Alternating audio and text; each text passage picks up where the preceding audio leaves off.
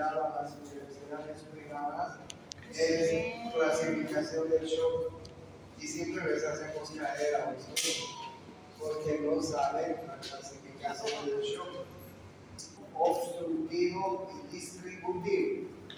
En el shock distributivo entran tres tipos de shock: el shock séptico, el shock anafiláctico y el shock neurogénico. ¿Ok? De nuevo, ¿cuál es la clasificación del shock? Cardiogénico, hipovolémico, obstructivo y distributivo. Distributivo. Y en el shock distributivo entran el shock séptico, el shock anafiláctico y el shock neurogénico. Bueno, no se olviden de esa clasificación. Bueno, entonces bien, ahí ustedes pueden ver las diferentes variaciones que hay en los diferentes shocks que vamos a ir viendo en cada uno de ellos. Bueno, y después voy a volver a esta diapositiva. Entonces, bien, el shock hipovolémico. El shock hipovolémico, como ustedes ven, tiene algunas causas que son de tipo exógena y de tipo endógena, ¿no es así? Las causas de tipo endógena son exógenas, hemorragias gastrointestinales, renales, cutáneas, quemaduras, síndrome de diabetes. ¿Ya? Y las causas de tipo endógena: extravasación por inflamación, trauma, anafilaxia, ferocromocitoma y envenenamiento. He encontrado una clasificación muy bonita del shock hemorrágico, y la vamos a manejar esta. Bueno, entonces ahí ustedes están viendo trauma, y cuando hablo de trauma hablo de los ejemplos que ustedes están viendo, porque en un trauma ustedes se dan cuenta que puede haber ruptura de grandes vasos, que puede haber heridas penetrantes en abdomen y tórax y pelvis, que pueden haber laceraciones, ¿no? Hemorragias gastrointestinales, que las clasificamos hemorragias digestivas altas, hemorragias digestivas bajas. Las hemorragias digestivas altas son las que están por encima del ángulo de Treitz. Acuérdense dónde es el ángulo de Treitz, ¿no? Y las hemorragias digestivas bajas son las que están por debajo del ángulo de Treitz. ¿Ya? Bueno, y ahí ustedes tienen algunos ejemplos de hemorragias digestivas altas y bajas. No se olviden, hemorragias digestivas altas por encima, patologías por encima del ángulo de Treitz. Hemorragias digestivas bajas, patologías por debajo del ángulo de Treitz. También tenemos causas pulmonares, ¿no? Como ustedes están viendo: el embolismo pulmonar, el cáncer de pulmón, la tuberculosis, la aspergilosis, el síndrome de Bush-Black. Tenemos causas obstétricas que son muy importantes, ¿no? La placenta previa, el embarazo ectópico, el desprendimiento prematuro de la placenta y el aborto placental. Y ahí ustedes pueden ver otras causas como la ruptura de aneurismas,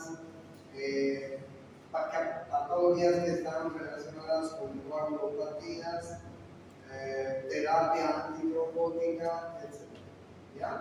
Entonces vamos a manejar esta clasificación en el shock hipovolémico, el shock hipovolémico se clasifica por varios tipos de fases, digamos, ¿no? Tiene varias clasificaciones. Una de las clasificaciones es esta, con respuesta a la pérdida de sangre y se clasifica en fase 1, fase 2 y fase 3. En la fase 1, el relleno transcapilar está alterado. En la fase 2, hay retención renal de sodio. En la fase 3, hay deposición eritrocital. Bueno, otra de las clasificaciones que manejamos es esta. Y esta es la que les voy a preguntar. Grado 1, grado 2, grado 3 y grado 4. Miren ustedes el grado 1. Es una pérdida de menos de 750 ml de sangre. El grado 2 es una pérdida entre 750 y 1500 ml de sangre. El grado 3 es una pérdida entre 1500 a 2000 ml de sangre. Y el grado 4 es mayor a 2000 ml de sangre. Por eso es que, como ustedes se pueden imaginar, el grado 1 no es tan grave como el grado 4. No digo que no deje de ser grave, pero imagínense la pérdida de más de 2000, de 2 litros de sangre, cuando todos sabemos que nuestra volemia es solamente de 5 litros y el ampero un poco menos, 4.5 litros de sangre. Entonces, cuando yo les hablo del grado 4, estamos hablando de un shock severo, ¿no?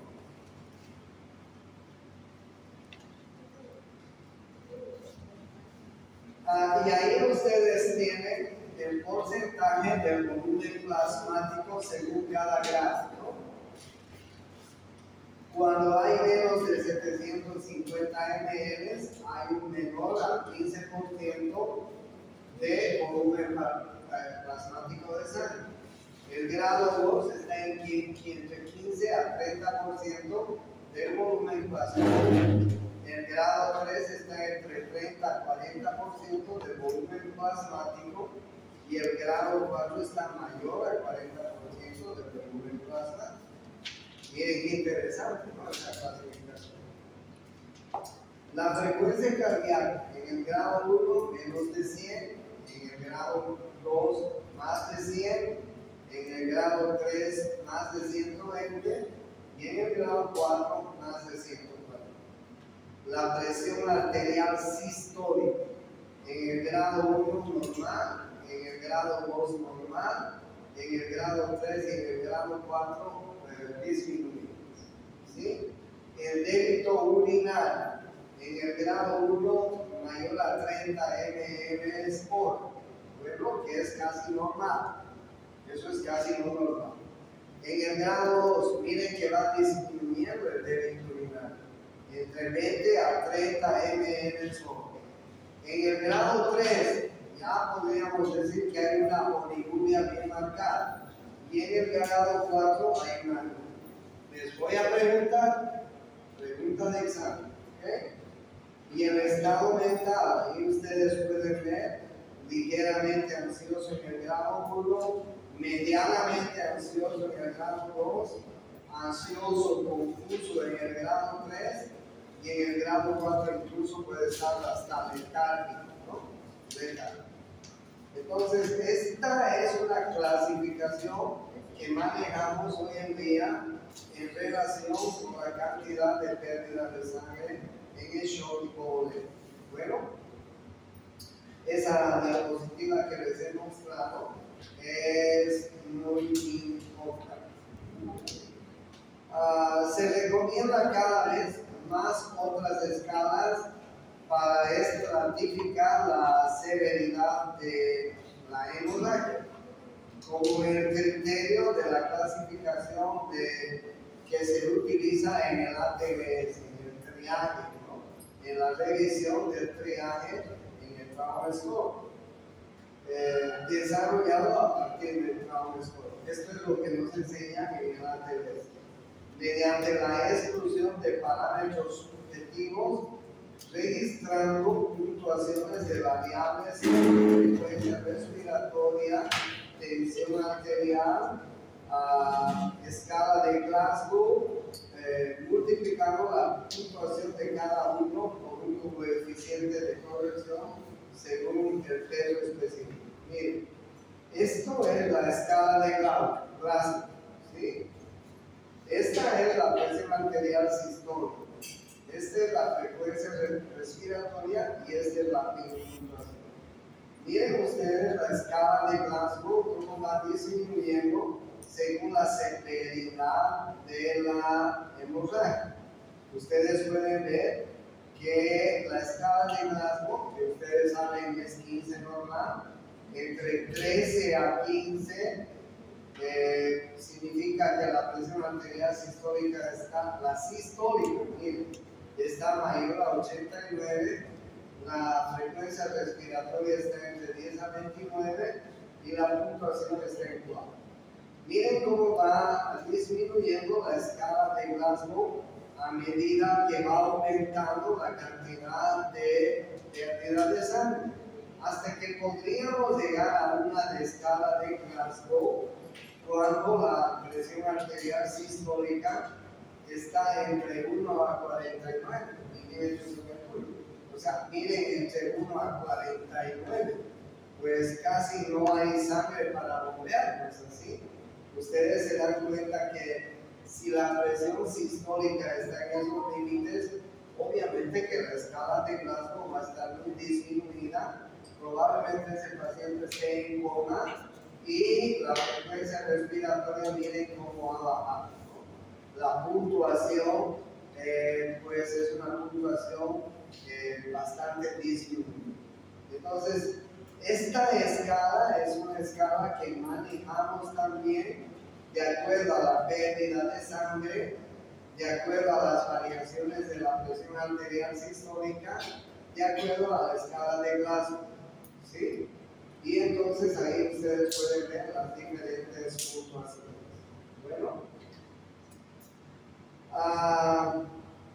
Bueno, hay otras tablas también que, pues según la hemoglobina, miren ustedes, según el exceso de base, según la presión arterial sistólica, según la frecuencia cardíaca, según la cantidad de líquido libre abdominal, según la fractura inestable de la pelvis, según la fractura abierta del fémur y según el sexo. ¿Okay?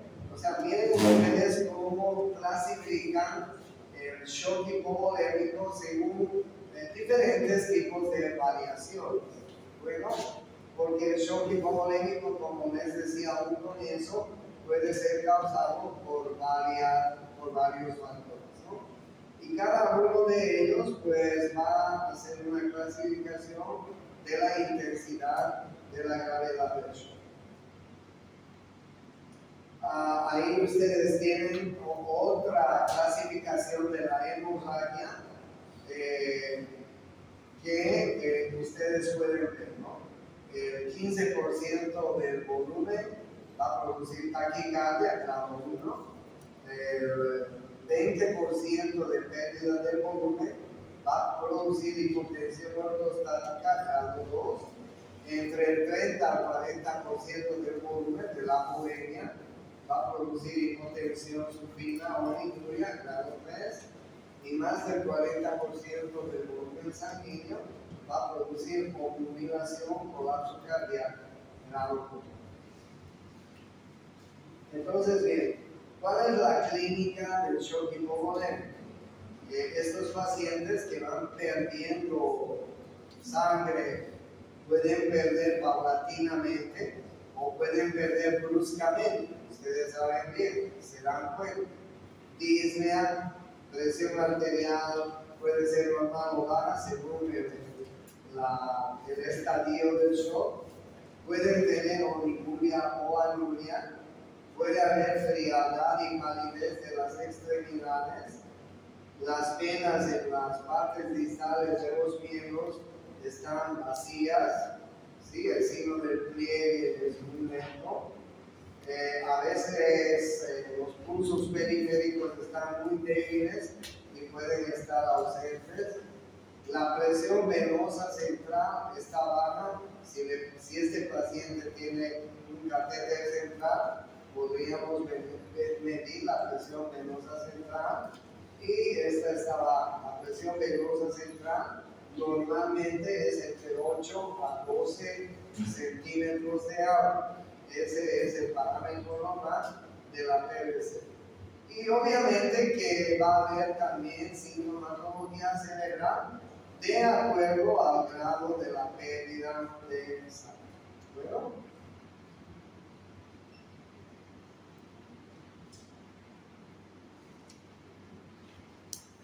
Hay un tratamiento para la carga, pero no les voy a inducir a eso. Pero ustedes ya se dan cuenta que hay que poner trámulas muy gruesas, la más gruesa posible, en ambos brazos y colocar pues vías a chorro, ¿no? Si estamos perdiendo mucha sangre. Y además a ese paciente habrá que darle transfusiones si la pérdida es muy ostensiva. Se dan cuenta ustedes del tratamiento, ¿no? Hay que hidratarlo casi inmediatamente a un paciente que tiene antecedente de shock. Miren ustedes, maniobras de autotransfusión, elevación de las piernas, posición de tren de Bernoulli. A veces se utilizan unos pulsos neumáticos para los pantalones anti-shock que se llaman, para detener el flujo sanguíneo hacia los miembros inferiores. Bueno, el cálculo de volúmenes requeridos pueden tomar en cuenta esta diapositiva, estimando el volumen sanguíneo normal. Si es varón, 70 ml por kilogramo de peso en una hora. Si es mujer, 60 ml por kilogramo de peso se hace la hidratación. Bueno, pero hay que estimar el porcentaje de la pérdida de volumen según la clasificación de la hemorragia. Para eso, los signos vitales son importantes, la presión arterial, el pulso, la frecuencia respiratoria, el hematocrito, la hemoglobina nos pueden servir, porque eso nos va a ir midiendo qué porcentaje está la pérdida de líquidos. Y por supuesto, si no tenemos sangre a mano, podemos dar coloides o podemos dar cristaloides. El Ringer normal, el Ringer lactato son ideales, o algún coloide. Los coloides se llaman los aimaceres. Ustedes han escuchado todavía. Entonces, bien, ¿cuáles son los indicadores de restitución adecuada de líquidos en un shock hipovolémico? Presión de llenado ventricular izquierdo, la PVC, el volumen urinario, la perfusión periférica, el llenado capilar, el sensorio, son indicadores que nos van a hacer más o menos pensar en una restitución del líquido. Bueno, cuando hay un shock hipovolémico. ¿Apagaron el aire? ¿No se apagó? Se apagó. Bueno, el siguiente shock se llama el shock cardiogénico. Ustedes pueden ver ahí las causas del shock cardiogénico: infarto miocárdico con necrosis masiva, complicaciones post-infarto, hipovolemia no corregida, taquiarritmias, bradiarritmias, cardiomiopatía chagásica terminal, cardiomiopatía isquémica o congestiva terminal, contusión miocárdica traumática, infarto del ventrículo derecho. Todos estos son factores etiológicos que pueden producir un shock cardiogénico. Bueno, y dentro de los factores fisiopatológicos que tenemos en un shock cardiogénico, miren ustedes: depresión de la función miocárdica, el volumen vascular está más distribuido, hay un aumento de la resistencia al flujo sanguíneo en la circulación sistémica y pulmonar, hay una función capilar anormal y pueden haber shunts arteriovenosos de sangre. Entonces, bien, no se olviden cuáles son los factores etiológicos, todos estos que les estoy mencionando, y además no se olviden los factores fisiopatológicos que pueden estar alterados en un shock cardiogénico.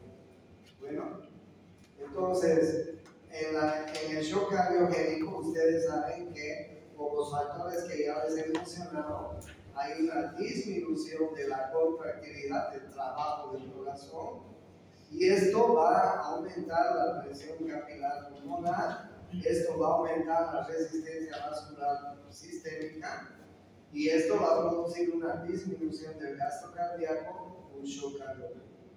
Bueno, entonces en el shock cardiogénico es muy importante la isquemia miocárdica, el infarto del corazón, que disminuye el trabajo del corazón, la contractilidad. Es muy importante tomar en cuenta también que al disminuir la contractilidad y en una isquemia va a haber disminución del gasto cardíaco, va a haber disminución de la presión arterial y esto va a conllevar a disminución de la perfusión coronaria, o sea, va a aumentar la isquemia miocárdica cada vez más. Bueno, ¿cuál es la clínica del shock cardiogénico? El paciente está agitando, la presión venosa auricular normal o aumentada, la presión arterial puede estar normal, puede haber taquipnea y disnea, el pulso puede ser filiforme, si hay alguna taquiarritmia, si hay algún infarto, puede haber oliguria o anuria, los pulsos periféricos están disminuidos, las venas de las extremidades inferiores y también superiores, distales, están vacías, hay una acidosis metabólica, porque se empieza con un metabolismo anaeróbico y entonces eso va a producir la producción de ácido láctico y una acidosis. La saturación de oxígeno está disminuida, la presión venosa central está aumentada y hay cianosis generalizada. Esa es la clínica del shock cardiogénico. ¿Y cómo estabilizamos un shock cardiogénico? Asegurar la ventilación y la oxigenación. Si necesita ventilación por máscara, ok, está bien, pero si hay que intubarlo, pues hay que intubarlo, ¿no? Y hay que conectarlo a una máquina respiratoria. Restaurar la presión arterial, por lo menos hasta que la presión arterial media esté en 70 milímetros de mercurio. Se puede usar dopamina, se puede usar norepinefrina. Corregir la hipovolemia, tratar las arritmias y el dolor si se trata de un infarto del corazón. Ustedes saben que el infarto del corazón produce un intenso dolor precordial y ese dolor hay que tratarlo como diástasis, ¿no? Y corregir las relaciones de ácidos, corregir las alteraciones, sobre todo acidosis. ¿Ya? Hay una acidosis y eso es lo que hay que corregir. Entonces, esa es la dualidad del shock cardiogénico. ¿Qué es un shock obstructivo? En el shock obstructivo, estábamos hablando del cardiogénico, ahora estamos hablando del shock obstructivo por reducción del llenado ventricular. ¿Okay? Hay una menor longitud de la fibra diastólica, hay un llenado diastólico por defecto restrictivo, hay una disminución en la eyección del volumen latido, este está disminuido, La frecuencia cardíaca puede estar aumentada y la fuerza de contracción para mantener el gasto cardíaco está disminuido y hay un agotamiento de mecanismos en las reservas cardíacas. Esta es la fisiopatología del shock obstructivo, ¿sí? Miren ustedes, por restricción del vaciamiento ventricular, una de las patologías que pueden producir este shock obstructivo es el tromboembolismo pulmonar, en la cual hay una obstrucción del 50 al 60% del lecho vascular. Y como ustedes se están dando cuenta, si hay esa cantidad de vaciamiento, obviamente que va a disminuir la contracción ventricular, obviamente que el vaciamiento es totalmente incompleto y obviamente que se va a producir un shock obstructivo. ¿Ya? ¿Cuál es la clínica del shock obstructivo? La presión venosa yugular está aumentada, ese paciente está agitado con cianosis, la presión venosa central está aumentada por encima de 12, la presión arterial es fluctuante, puede estar normal o disminuida, el pulso es disminuido, hay taquicardia y un pulso paradojal, la saturación de oxígeno está muy disminuida, hay acidosis metabólica, anuria, los pulsos periféricos están ausentes y las partes distales de los miembros superiores e inferiores pues están alteradas también, como ustedes están. Shock obstructivo. ¿Ya? El otro shock que nos falta es el distributivo. Y dentro del shock distributivo les decía que el shock distributivo se clasifica en 3 tipos de shock: el shock séptico, el shock neurológico y el shock anafiláctico. ¿Okay? Acuérdense del shock distributivo. Entonces, dentro del shock distributivo está el shock séptico. Representa al 1.2% de las admisiones hospitalarias. O sea, es un gran número. Imagínense cuántos pacientes habrán internados en una ciudad, en un país, en el planeta, en este momento, ¿no? Y el 1 al 1.2% siempre pueden hacer shock sépticos. Miren qué alta la incidencia, ¿no? 20 a 60% de los pacientes desarrollan shock séptico con bacterias gram negativas, sobre todo gram negativas. ¿Okay? La mortalidad es muy elevada en el shock séptico, de 40 a 70%. El 50% de la mortalidad se debe a una hipotensión refractaria fundamentalmente. Bueno, ¿cuáles son las tendencias recientes en el shock séptico? Hay que el uso de terapia inmunosupresora, aumento del monitoreo invasivo, el incremento de trasplantes, el aumento de la longevidad, causas bacterianas, los gram negativos en un 70%, los gram positivos en un 80%. Miren ustedes cuáles son las causas, si ustedes quieren, que hoy en día pueden llevarnos a un shock séptico, ¿no? Mucha gente usa inmunosupresores. Claro, hoy en día mucha gente está sometida a trasplantes de algo, ¿no?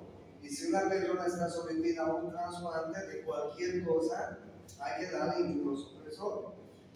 Mucha gente en el hospital, hay gentes que están sometidas a monitoreos invasivos, tienen sondas nasogástricas, tienen sondas vesicales, tienen catéteres centrales, o sea, están pues monitorizados por todo lado, ¿no es así? Y eso aumenta también las infecciones nosocomiales, intrahospitalarias. Ha habido el incremento de trasplantes y el uso de terapia inmunosupresora gracias a los trasplantes. Está aumentando la longevidad, ¿no? Antes las personas pues vivían con exageración hasta los 60 años, ¿no? Hoy en día pues podemos vivir hasta los 80 y más años las personas. Y las causas bacterianas. Miren que las causas bacterianas pueden haber gran negativos, pueden haber gran positivos, pero además pueden haber otros microorganismos que ustedes están viendo. Entonces, el shock séptico es una complicación muy importante de las infecciones y además de estas causas que son muy frecuentes en los hospitales. ¿Bueno? Dentro de las definiciones y terminología del shock séptico, también se define así, como una reacción inflamatoria sistémica, ¿sí? Una infección que puede estar ocasionada por bacterias, por hongos, por parásitos, por virus. Esta reacción inflamatoria puede presentarse en traumas, en quemaduras, en pancreatitis, en cirugías mayores.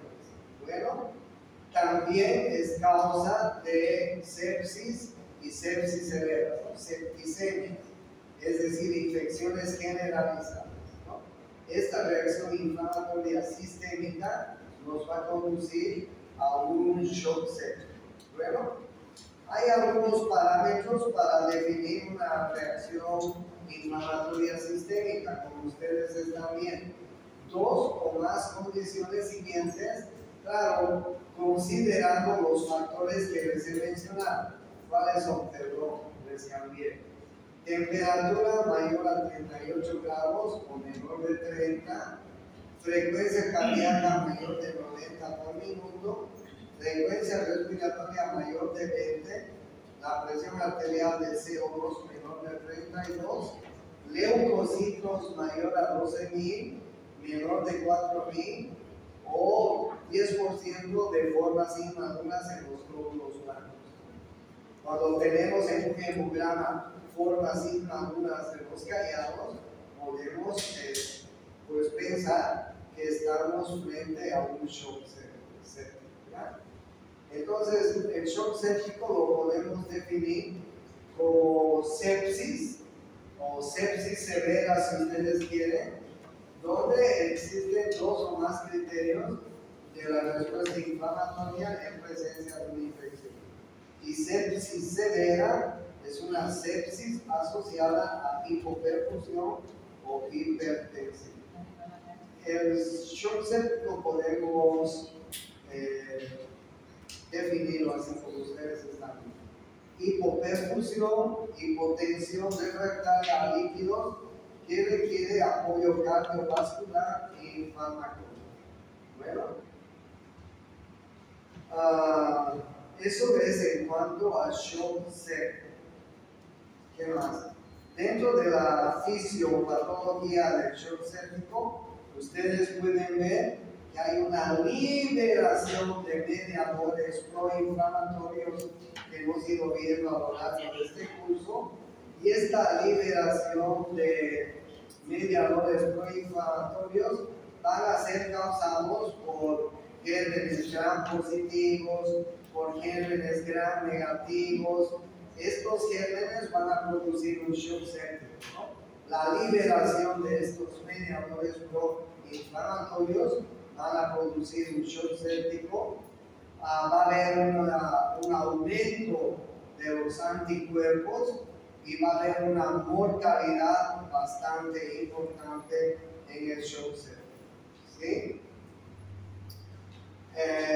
Entonces, bien, miren ustedes, el aumento de las endotoxinas pueden producirse por la liberación de las células endoteliales, liberación de citocinas y endorfinas, activación del complemento. Como ustedes están viendo, todos los factores que hemos visto proinflamatorios van a liberarse en un shock séptico, ¿sí? Y las consecuencias de esta liberación de proinflamatorios en el shock séptico, pues va a producir todo lo que les he mencionado, ¿okay? Entonces, bien, ¿cuál es la cascada fisiopatológica en el shock séptico? Hay una disminución severa de la resistencia vascular periférica. Esta disminución severa de la resistencia vascular periférica produce disminución del gasto cardíaco. Esta disminución del gasto cardíaco va a producir hipotensión arterial severa, va a producir insuficiencia cardiovascular. Esta insuficiencia cardiovascular se refiere a la depresión y a la dilatación del miocardio. Esta insuficiencia cardiovascular se refiere a la vasodilatación, vasoconstricción, mala distribución y la lesión endotelial. ¿Ok? El shock, la cascada fisiopatológica del shock séptico nos puede llevar a un cuadro de muerte o complicaciones severas o finalmente recuperar. ¿Ya? Entonces, bien, hay cambios fisiopatológicos en la vasculatura del shock séptico. ¿Cuáles son esos cambios en la vasculatura del shock séptico? Vasodilatación, vasoconstricción, mal distribución del flujo, lesión endotelial. ¿Okay? Hay una lesión en el miocardio en el shock séptico. Dilatación y depresión del miocardio, como ustedes están viendo. Hay una liberación de mediadores proinflamatorios en el shock séptico, como ustedes están viendo. Todos son mediadores que van a agravar el cuadro del paciente. Y ahí tienen ustedes la clínica del shock distributivo. Y no se olviden que en el shock distributivo entra el shock séptico, entra el shock anafiláctico y entra el shock neurogénico. ¿Okay? ¿Cuál es el ejemplo clásico de un shock anafiláctico? Por ejemplo, la reacción grave a un medicamento, ¿no es cierto?